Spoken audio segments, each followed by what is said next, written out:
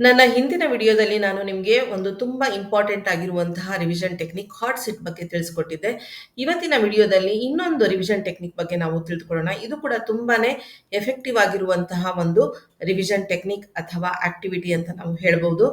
ಈ ಒಂದು ಟೆಕ್ನಿಕ್ ಅನ್ನ ಬಳಸಿ ಶಿಕ್ಷಕರು ಏನಾದರೂ ರಿವಿಷನ್ ಮಾಡಿದ್ದೇ ಆದರೆ ವಿದ್ಯಾರ್ಥಿಗಳು ಎಷ್ಟರ ಮಟ್ಟಿಗೆ ವಿಷಯವನ್ನ ಅರ್ಥ ಮಾಡ್ಕೊಂಡಿದ್ದಾರೆ, ಎಷ್ಟು ಆಳವಾಗಿ ವಿಷಯವನ್ನ ಅರ್ಥ ಮಾಡ್ಕೊಂಡಿದ್ದಾರೆ, ಹಾಗೇನೆ ಏನಾದರೂ ವಿಷಯದ ಬಗ್ಗೆ ಅವ್ರಿಗೆ ಮಿಸ್ಕನ್ಸೆಪ್ಷನ್ಸ್ ಇದೆಯಾ, ಅಂದ್ರೆ ಎಲ್ಲಾದರೂ ತಪ್ಪಾಗಿ ಏನಾದರೂ ಅರ್ಥ ಮಾಡ್ಕೊಂಡಿದ್ದಾರಾ, ಈ ಎಲ್ಲ ವಿಷಯಗಳು ಶಿಕ್ಷಕರಿಗೆ ಬಹಳ ಸುಲಭವಾಗಿ ಈ ಒಂದು ಆಕ್ಟಿವಿಟಿ ಮಾಡೋದ್ರಿಂದ ಗೊತ್ತಾಗುತ್ತೆ.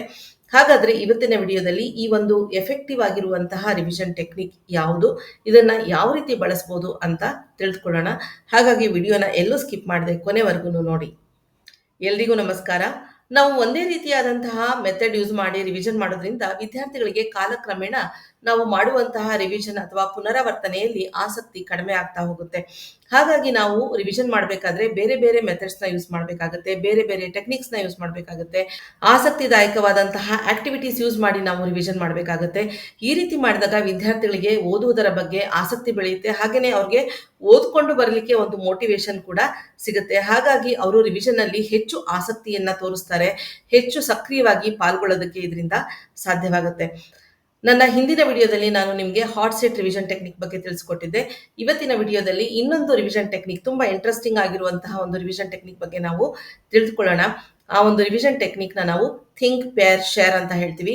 ಹಾಗಾದ್ರೆ ಈ ಟೆಕ್ನಿಕ್ ಏನು, ಇದನ್ನ ನಾವು ಯಾವ ರೀತಿ ತರಗತಿನಲ್ಲಿ ಬಳಸಬಹುದು ಅಂತ ಈಗ ನೋಡೋಣ. ಥಿಂಕ್ ಪೇರ್ ಶೇರ್ ಅಂದ್ರೆ ಇಲ್ಲಿ ಹೆಸರೇ ಹೇಳೋ ಹಾಗೆ ಇದು ಒಂದು ಗ್ರೂಪ್ ಆಕ್ಟಿವಿಟಿ ಅಂತ ಗೊತ್ತಾಗುತ್ತೆ ನಮಗೆ. PAIR ಪೇರ್ ಅಂದ್ರೆ ಇಲ್ಲಿ ಇಬ್ಬರು ವಿದ್ಯಾರ್ಥಿಗಳ ಒಂದು ಗುಂಪು. ಹಾಗೆ ನಾವು ತರಗತಿಯಲ್ಲಿ 30 ವಿದ್ಯಾರ್ಥಿಗಳಿದ್ದರೆ ಆ 30 ವಿದ್ಯಾರ್ಥಿಗಳನ್ನ 15 ಗುಂಪುಗಳನ್ನಾಗಿ ಮಾಡಬೇಕಾಗತ್ತೆ. ಅಂದ್ರೆ ಪ್ರತಿಯೊಂದು ಗುಂಪಿನಲ್ಲಿಯೂ ಇಬ್ಬರು ವಿದ್ಯಾರ್ಥಿಗಳು ಇರ್ತಾರೆ. ಇದನ್ನ ನಾವು ಪೇರ್ ಅಂತ ಹೇಳ್ತೀವಿ ಅಥವಾ ಪೇರಿಂಗ್ ಅಂತ ಹೇಳ್ತೀವಿ. ಸೊ ಈ ಒಂದು ಆಕ್ಟಿವಿಟಿಯಲ್ಲಿ ಶಿಕ್ಷಕರು ಮೊಟ್ಟ ಮೊದಲನೆಯದಾಗಿ ಏನ್ ಮಾಡಬೇಕು, ವಿದ್ಯಾರ್ಥಿಗಳ ಸಣ್ಣ ಸಣ್ಣ ಗುಂಪುಗಳನ್ನಾಗಿ ಮಾಡಬೇಕು. ಪ್ರತಿಯೊಂದು ಗುಂಪಿನಲ್ಲಿಯೂ ಇಬ್ಬರು ವಿದ್ಯಾರ್ಥಿಗಳು ಇರಬೇಕು.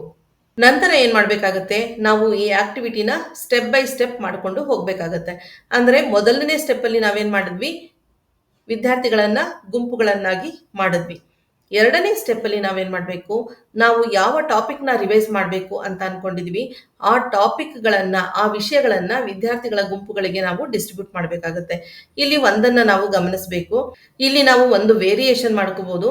ನೀವು ಒಂದೇ ಟಾಪಿಕ್ ನ ಎಲ್ಲಾ ಗುಂಪುಗಳಿಗೂ ಕೊಡಬಹುದು ಅಥವಾ ಬೇರೆ ಬೇರೆ ಟಾಪಿಕ್ ನ ಬೇರೆ ಬೇರೆ ಗುಂಪುಗಳಿಗೆ ನೀವು ಡಿಸ್ಟ್ರಿಬ್ಯೂಟ್ ಮಾಡಬಹುದು.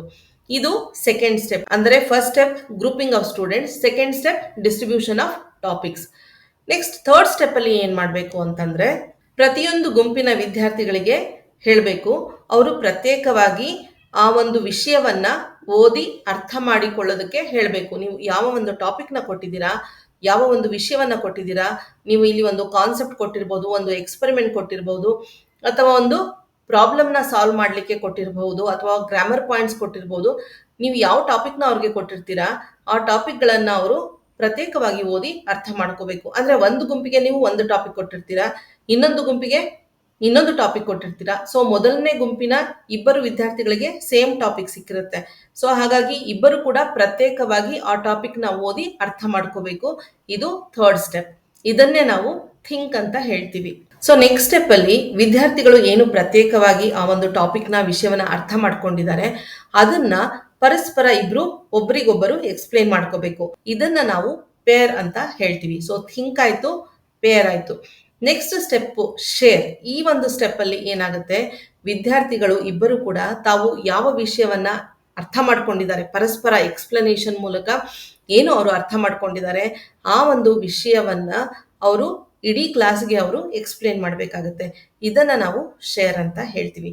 ಈ ಹಂತದಲ್ಲಿ ಶಿಕ್ಷಕರಿಗೆ ಈ ವಿದ್ಯಾರ್ಥಿಗಳು ಎಷ್ಟು ಆಳವಾಗಿ ಆ ವಿಷಯವನ್ನ ಅರ್ಥ ಮಾಡ್ಕೊಂಡಿದ್ದಾರೆ, ಯಾವ ರೀತಿ ಎಕ್ಸಾಂಪಲ್ಸ್ ಕೊಡ್ತಾ ಇದ್ದಾರೆ, ಇವರ ಒಂದು ದೃಷ್ಟಿಕೋನ ಏನು ಆ ಒಂದು ವಿಷಯದ ಬಗ್ಗೆ, ಹಾಗೇನೆ ಇವರಿಗೆ ಏನಾದ್ರೂ ಆ ಒಂದು ವಿಷಯದ ಬಗ್ಗೆ ಮಿಸ್ಕನ್ಸೆಪ್ಷನ್ಸ್ ಇದೆಯಾ, ಎಲ್ಲಾದ್ರೂ ಏನಾದ್ರೂ ಅವ್ರಿಗೆ ಅರ್ಥವಾಗದೆ ಇರುವಂತಹ ಅಂಶಗಳು ಇದೆಯಾ, ಈ ಎಲ್ಲವೂ ಕೂಡ ಶಿಕ್ಷಕರಿಗೆ ಈ ಒಂದು ಹಂತದಲ್ಲಿ ಗೊತ್ತಾಗತ್ತೆ. ಇದಲ್ಲದೇನೆ ತರಗತಿಯಲ್ಲಿರುವ ಇತರ ವಿದ್ಯಾರ್ಥಿಗಳಿಗೂ ಕೂಡ ಆ ಒಂದು ವಿಷಯವನ್ನ ಬೇರೆ ದೃಷ್ಟಿಕೋನದಲ್ಲಿ ಅರ್ಥ ಮಾಡ್ಕೊಳ್ಳೋದಕ್ಕೆ ಇದರಿಂದ ಸಹಾಯ ಆಗುತ್ತೆ. ಹಾಗಾಗಿ ಇದು ತುಂಬಾ ಎಫೆಕ್ಟಿವ್ ಆಗಿರುವಂತಹ ಒಂದು ರಿವಿಷನ್ ಟೆಕ್ನಿಕ್ ಆಗಿರುತ್ತೆ. ದಯವಿಟ್ಟು ಇದನ್ನ ತರಗತಿನಲ್ಲಿ ಇಂಪ್ಲಿಮೆಂಟ್ ಮಾಡಿ, ಬಳಸಿ. ನಿಮಗೆ ಗೊತ್ತಾಗುತ್ತೆ ಇದು ಎಷ್ಟು ಎಫೆಕ್ಟಿವ್ ಆಗಿರುವಂತಹ ಟೆಕ್ನಿಕ್ ಅಂತ. ವಿದ್ಯಾರ್ಥಿಗಳು ಕೂಡ ಇದನ್ನ ತುಂಬಾ ಆಸಕ್ತಿದಾಯಕವಾಗಿ ಈ ಒಂದು ಆಕ್ಟಿವಿಟಿನ ಮಾಡ್ತಾರೆ. ಈ ಒಂದು ಟೆಕ್ನಿಕ್ ನಿಮ್ಗೆ ಇಷ್ಟ ಆಗಿದೆ ಅಂತ ನಾನು ಅನ್ಕೊಳ್ತೀನಿ. ನನ್ನ ಮುಂದಿನ ವಿಡಿಯೋದಲ್ಲಿ ನಾನು ಇನ್ನೊಂದು ಎಫೆಕ್ಟಿವ್ ಆಗಿರುವಂತಹ ರಿವಿಷನ್ ಟೆಕ್ನಿಕ್ ಅಥವಾ ಆಕ್ಟಿವಿಟಿ ಬಗ್ಗೆ ನಿಮ್ಗೆ ತಿಳಿಸ್ಕೊಡ್ತೀನಿ. ನನ್ನ ಈ ವಿಡಿಯೋ ನಿಮ್ಗೆ ಇಷ್ಟ ಆಗಿದ್ರೆ ದಯವಿಟ್ಟು ಕಮೆಂಟ್ ಅಲ್ಲಿ ಮೆನ್ಷನ್ ಮಾಡಿ, ಲೈಕ್ ಮಾಡಿ, ಶೇರ್ ಮಾಡಿ, ಹಾಗೆ ಚಾನಲ್ನ ಸಬ್ಸ್ಕ್ರೈಬ್ ಮಾಡಿ, ಹಾಗೆ ಬೆಲ್ ಐಕಾನ್ ಅನ್ನ ದಯವಿಟ್ಟು ಪ್ರೆಸ್ ಮಾಡಿ. ಇದರಿಂದ ನಾನು ಅಪ್ಲೋಡ್ ಮಾಡುವಂತಹ ವಿಡಿಯೋಗಳ ನೋಟಿಫಿಕೇಶನ್ ನಿಮ್ಗೆ ಸಿಗುತ್ತೆ. ನನ್ನ ಮುಂದಿನ ವಿಡಿಯೋದಲ್ಲಿ ಮತ್ತೆ ನಾನು ನಿಮ್ಮನ್ನ ಭೇಟಿ ಮಾಡ್ತೀನಿ. ಅಲ್ಲಿಯವರೆಗೆ ನಮಸ್ಕಾರ, ಧನ್ಯವಾದ.